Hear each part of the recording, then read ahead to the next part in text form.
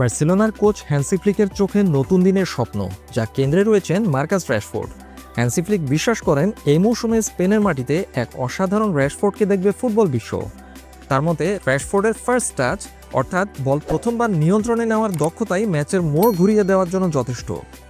মৌসুমের প্রথম ম্যাচে মায়োর্কার বিপক্ষে বার্সেলোনার হয়ে লা লিগায় অভিষেক হয় র্যাশফোর্ডের। ম্যাচের দ্বিতীয়ার্ধে ফেরান তোরেসের বদলি হিসেবে মাঠে নামেন এই ইংলিশ উইঙ্গার। যদিও ম্যাচটি বার্সেলোনা ৩-০ গোলে জিতেছিল এবং কোনো গোল হজমও করেনি, কিন্তু দলের পারফরমেন্সে কোচ ফ্লিক মোটেও খুশি ছিলেন না। তার মতে প্রতিপক্ষের ৯ জন খেলোয়াড়ের বিপক্ষে খেলার সুবিধা পেয়েও দল মাত্র ৫০% তীব্রতা নিয়ে ম্যাচ খেলেছে। বার্সেলোনার সেই ম্যাচে ইন্টেন্সিটির অভাব ছিল বলে মনে করেন হ্যান্সি ফ্লিক। ম্যাচ শেষে তিনি জানান আগামী ম্যাচের জন্য দলের খেলার ধরনে কিছু পরিবর্তন আনবেন তিনি।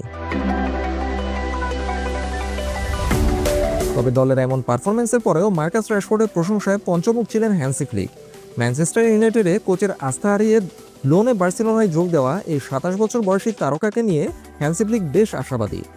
লেভান্তে ম্যাচের আগে সংবাদ সম্মেলনে হ্যান্সি ফ্লিক রাশফোর্ড সম্পর্কে বলেন, সে ম্যাচে আমাদের আক্রমণে আরও বিকল্প তৈরি করে দেয়। উইঙ্গার হিসেবে সে অসাধারণ, তবে তার আসল শক্তি হলো তার ফার্স্ট টাচ। আমার বিশ্বাস এই মৌসুমে আমরা একজন দুর্দান্ত র্যাশফোর্ডকে দেখতে পাবো।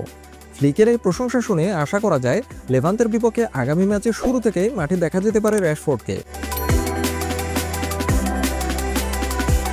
র্যাশফোর্ডের পাশাপাশি ক্লাবের হয়ে বহু প্রতীক্ষিত অভিষেক হয়েছে জোয়ান গার্সিয়ারও।